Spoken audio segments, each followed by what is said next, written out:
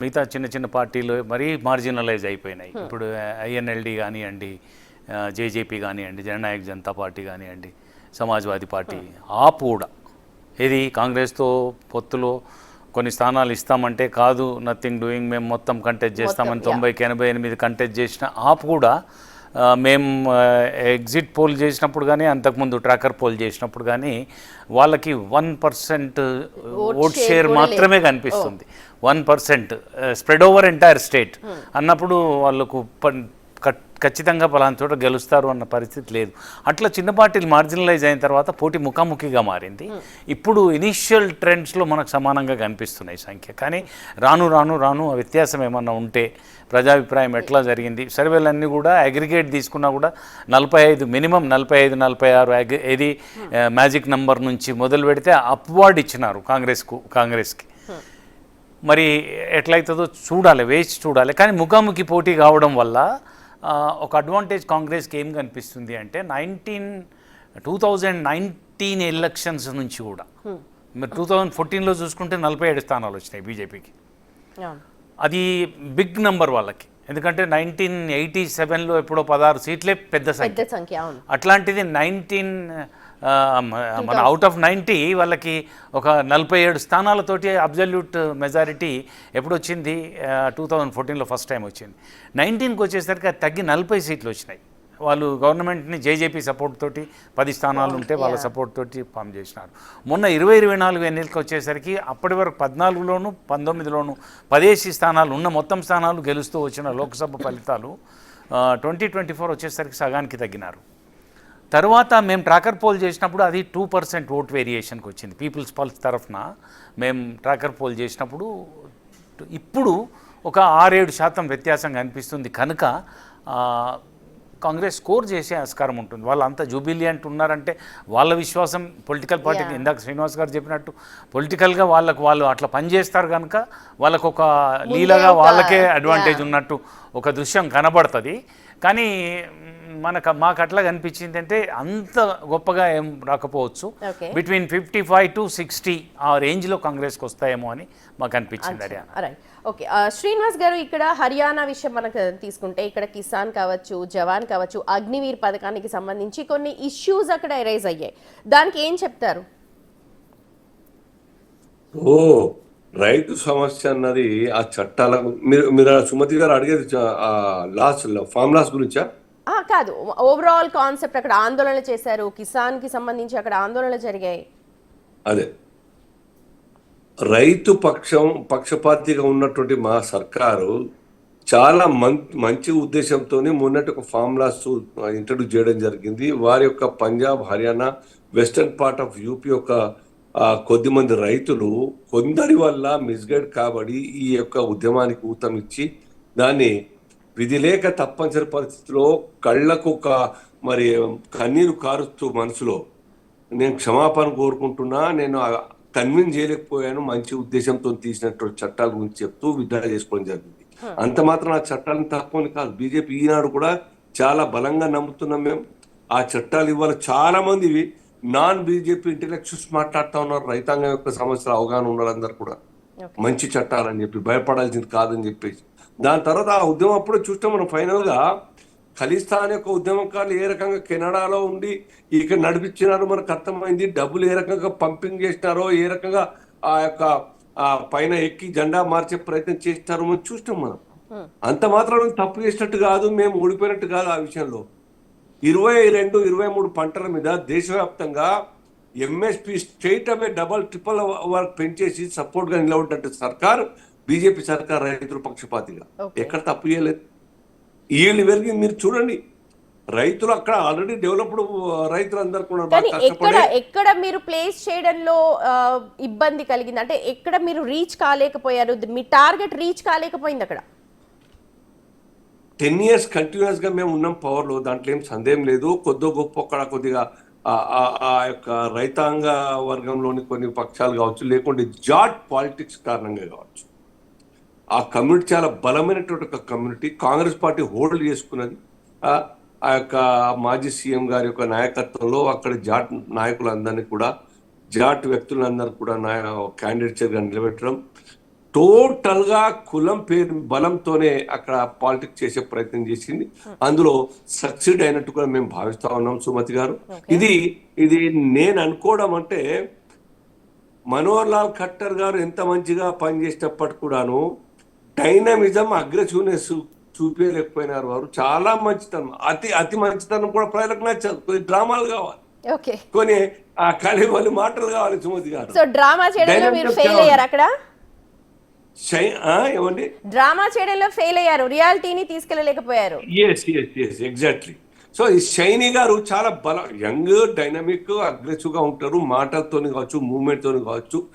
ఆ యొక్క తేడా కొద్దిగా 2 years ముందుగా వచ్చి ఉంటే రాష్ట్రంలో థింగ్స్ కూడా డిఫరెంట్ గానే అక్కడ మాటలు చెప్తాను. మా అంచనా కూడా అదే కనబడతా ఉన్నది. ఇవాళ ఏదేమైనా కానీ మేము తప్పు చేసి పవర్ శ్రీనివాస్ గారు, సరే రైతుల విషయంలో మీరు డ్రామా చేయలేకపోయారు. అగ్నివీర్ విషయంలో, ఎందుకంటే హర్యానా, పంజాబ్ నుంచి ఎక్కువ మంది సైన్యంలోకి వెళ్ళే అవకాశం ఉంటుంది. అక్కడ ఆందోళనలు కూడా అంతే స్థాయిలో జరిగాయి అగ్నివీర్ సంబంధించి. దీనికి ఏం చెప్తారు మరి? ఇప్పుడు అగ్నివీర్ ఎవరైనా తప్పంటే దానికి లా ఆర్గ్యూ చేద్దాం అమ్మా. కేవలం భారత్ లో అగ్నివీర్ మీరు నేను ఆర్గ్యూ చేయడం కాదు ఇక్కడ విషయం. అక్కడ ప్రజల్లోకి దీని ఎసెన్షియాలిటీ అంటే దీని ఇంపార్టెన్స్ తీసుకెళ్లడంలో ఫెయిల్ అయ్యారు అనుకోవాలా? ఎందుకంటే మెజారిటీ పంజాబ్, హర్యానాలో చూస్తే ప్రతి ఫ్యామిలీ నుంచి కూడా మనకు సైన్యంలోకి వెళ్ళే వాళ్ళు ఉంటారు, మిగిలిన అన్ని రాష్ట్రాలతో కంపేర్ చేస్తే. అలాంటి వాళ్ళే అగ్నివీర్ లాంటి పథకాన్ని ఎందుకు వ్యతిరేకించారు మరి? ఒకటి, ప్రజల యొక్క ఈవెన్ మీరైనా నేనైనా మన యొక్క మానసిక స్థితి ఎట్లుంటుంది సుమతి గారు? ఏదైనా కొత్త సంస్కరణ వస్తూ ఉంటే దాని ప్రోస్ అండ్ కాన్స్ అన్నీ కూడా క్షణాల్లో లేకుంటే మినిట్స్లో జడ్జ్మెంట్కి వచ్చే అవకాశం ఉండదు. Unless and until some time is passed. Over a period of time కొద్దిగా వాస్తవాలు తెలిసిన తర్వాత ఒపీనియన్ భిన్నంగా ఉన్నదాన్ని పాజిటివ్ తీసుకోవచ్చు, పాజిటివ్ ఉన్నదాన్ని నెగిటివ్ తీసుకోవచ్చు. కానీ శక్తులు కొన్ని, కాంగ్రెస్ లాంటి పార్టీ లేదా కమ్యూనిస్ట్ పార్టీలు, ఆ కమ్యూనిస్ట్ కంట్రీలు కావచ్చు, లేకుంటే సోకాల్ డెమోక్రటిక్ కంట్రీస్ కావచ్చు, విదేశాల్లో ఉన్నట్టు సేమ్ స్కీమ్ ఇక్కడ ఇంట్రడ్యూస్ చేస్తే అక్కడేమో అపోజ్ చేయరు వాళ్ళు కమ్యూనిస్ట్ వాళ్ళు, ఇక్కడేమో అపోజ్ చేస్తా ఉన్నారు. ఏంది దాని అర్థం ఏంది? బీజేపీ తీసుకున్న నిర్ణయానికి లేకుంటే సంస్కరణకు మనకు వ్యతిరేకంగా మాట్లాడాలి. మేము సపోర్ట్ చేస్తే మాకు ఎన్నో ఓటేయాలి, మేము వాళ్ళకి చెయ్యమంటే మా పార్టీ ఇంకెందుకు రాజకీయాల్లో అనే ఒక ఆలోచనతో మంచిదైనా కానీ ప్రపంచంలో అనేక దేశాల్లో అమలు చేస్తున్నా కానీ ఇవాళ భారత్లో వ్యతిరేకిస్తున్నంటే they don't want BJP to continue in power. కాబట్టి వాళ్ళు సపోర్ట్ చేసుకోలేదు. కమ్యూనిస్ట్ కంట్రీ మరి ఎన్నడానికి వ్యతిరేకంగా మాట్లాడిన వీళ్ళందరూ అనేక కమ్యూనిస్ట్ కంట్రీలు ఉన్నాయి, కళ్ళ ముందర చైనా ఉన్నది, మరి ఎందుకు మాట్లాడరు వాళ్ళందరూ? అరే ప్రతి ఇంటి నుంచి ఇజ్రాయెల్లో తప్పనిసరిగా 1 or 2 years కోసం కంపల్సరిగా సైన్యంలో పనిచేయాలి. ఇవాళ ప్రపంచంలో దేశభక్తికి, త్యాగానికి ప్రతీకగా నిలవడానికి ఇజ్రాయెల్ దేశం చూడండి మీరు. ఎందుకు నిలవడాలంతా? ఎందుకు అక్కడ ఫైటింగ్ నడుస్తూ ఉంటే, వార్ నడుస్తూ ఉంటే ఈ దేశంలో ఉన్నటువంటి యూదులు అక్కడ వెళ్తా ఉన్నారు. వాళ్ళ యొక్క పని, వాళ్ళ బిజినెస్ మానుకొని మా దేశం కోసం వెళ్దాం పదండి అని చెప్పి ఎందుకు బయలుదేరినారు? You can seek report from departments. ఎందుకు పోతా ఉన్నారు? ఎస్, నేను కూడాను ఈ యుద్ధంలో పార్టిసిపేట్ చేస్తాను, నా యొక్క కర్తవ్యం నిర్వర్తిస్తానని చెప్పేసి ఆయన వంట చేస్తాడా, సామాన్లు అందిస్తాడా, యుద్ధంలో పోతాడా, డ్రైవింగ్ చేస్తాడా, వాట్ ఎవర్ ఇట్ ఈస్, దానికోసం యుద్ధంలో పార్టిసిపేట్. కిసాన్ జవాన్ అయిపోయింది. రెజ్లింగ్ కి సంబంధించి కూడా హర్యానాలో మనం చూసాం ఆందోళనలు జరిగాయి. ఎందుకంటే రెజ్లింగ్ ఫెడరేషన్ కి సంబంధించి చాలా ఆరోపణలు కూడా ఎదుర్కొన్నారు. అది ఒక పెద్ద దుమారమే చెలరేగింది ఎలక్షన్స్ కంటే ముందు. సో దీన్ని ఎలా చూస్తారు? ఇప్పుడు కేసు ఎఫ్ఐఆర్ కాలేదమ్మా, రిజిస్టర్ కాలేదా చెప్పండి? పొగాటు కంప్లైంట్ మీద లేకుండా ఇతర కంప్లైంట్ల మీద సిట్టింగ్ ఎంపీ బీజేపీ అయినా కానీ ఎఫ్ఐఆర్ చేయలేదా? చేసినారే. కోర్టు ద్వారా వాళ్ళకు అన్సిపెట్టి బెయిల్ దొరకడమా అవన్నీ కూడా కామన్, ప్రతి పౌరునికి, దొంగలకు ఉంటుంది, డెకాయిట్లకు ఉంటుంది, కిల్లర్స్కి ఉంటుంది. ఆ అవకాశం వాళ్ళు తీసుకుంటారు. ఏమైతే ఛార్జ్ తర్వాత, ట్రయల్ తర్వాత, విట్నెస్ల యొక్క డిపోజిషన్ ఆఫ్ ఎవిడెన్స్ తర్వాత ఫైనల్ అవుతుంది. ఏదైనా మేము ఎక్కడ కూడా ఆయనకు సమర్థించలేదే.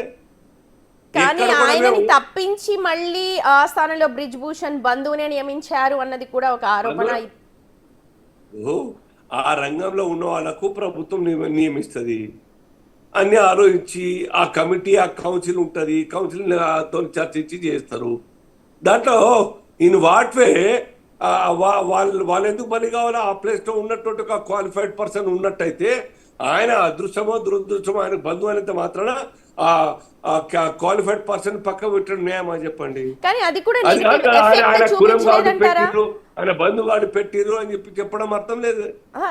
ఎందుకంటే మొత్తం దేశం అంతా చూసింది, అథ్లెటిక్స్ అందరు కూడా చూశారు. ఒలింపిక్స్ కి వెళ్లే విషయంలో కావచ్చు, లేకపోతే దేశ ప్రతిష్టను తీసుకొచ్చే అథ్లెటిక్స్ అందరు కూడా ఆందోళన చేశారు అక్కడ. సో ఇది ఒక నెగటివ్ ఇంపాక్ట్ వెళ్ళినట్టు మీకు అనిపించలేదా? డెఫినెట్ గా కొన్ని అంశాల మీద ఇప్పుడు రామాయణంలో సీతకి ఏ రకంగా, లేదంటే మహాభారతంలో కర్ణుని యొక్క ఏ రకంగా ఫేస్ చేయబడ్డారో ఆ రకంగా కొన్ని అంశాల మీద సందర్భాలను బట్టి ఆ అపవాదు కానీ లేకుంటే ప్రజల యొక్క వ్యతిరేకత కానీ మా మీద వచ్చి ఉంటది. నేను కాదంటే, కానీ మా అంతర్మదనం ద్వారా మా మనస్సుకు తెలిసింది మేము ఎక్కడ తప్పు చేయం. మేము పొకాడి యొక్క ఆ టాలెంట్ ని కరెక్ట్ చేయాలనే ఉద్దేశం మా ప్రభుత్వానికి ఏనాడుకోలేదు. తర్వాత మనం ఒలింపిక్స్ లో చూస్తాం కదా పొగాడికి ఏ రకంగా కేంద్ర ప్రభుత్వం సపోర్ట్ చేసింది. మరి ఈ ఎక్కడ పక్షపాతం అంటూ లేదని చెప్తున్నాను మోదీ గారి యొక్క పాలనలో.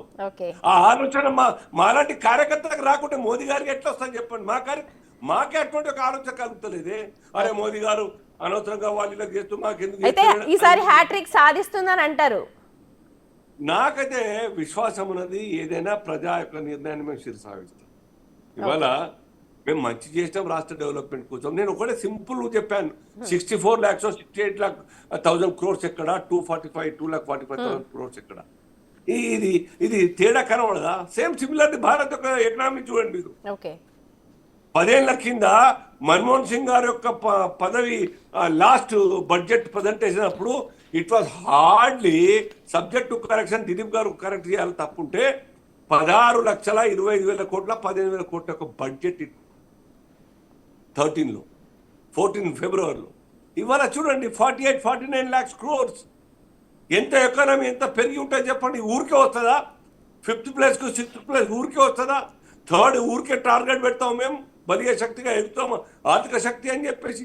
ఇన్ని రకాల సమాంతరంగా ఈ దేశంలో డెవలప్మెంట్ జరుగుతూ ఉన్నది, ఎకానమీ స్ట్రెంత్ అవుతా ఉన్నది, ప్రపంచం మమ్మల్ని మెచ్చుకుంటా ఉన్నది, విదేశీ కంపెనీలు వస్తూ ఉన్నాయి, ప్రోడక్ట్ ఇక్కడనే తయారు కావాలి, ఇక్కడి నుంచి ఎక్స్పోర్ట్ కావాలి. ఆ షూస్ కూడా తయారు చేయలేనటువంటి భారత్ సర్కార్ గతంలో ఆ షూస్నే మన షూస్నే విదేశాల నుంచి కొనుక్కున్నటువంటి దయనీయమైన పరిస్థితి. మన షూస్ మనం గుర్తించలేకపోయిన పరిస్థితి భారత సర్కార్ది. ఇవాళ there is lot of difference between Congress and BJP tenure. మీరు గమనించండి. కాబట్టి ప్రజలకు తెలుసు ఏది నిర్ణయమైనా కానీ మా పట్ల అయితే వ్యతిరేకత, అవినీతి, పక్షపాత సర్కార్ అని ఎక్కడ ఎవరు చెప్పరు. ఆ అవకాశమే రైట్ శ్రీనివాస్, చాలా ధీమా వ్యక్తం చేస్తున్నారు. రైట్ దిలీప్ గారు, చూడాలి మరి ఎలాంటి ట్రెండ్స్ వస్తాయన్నది. ఇప్పుడు నేను ఏవైతే అంశాలు శ్రీనివాస్ గారితో మాట్లాడానో, ఈ జవాన్ కావచ్చు, కిసాన్ కావచ్చు, ఈ పైల్వాన్ సంబంధించి ఇవి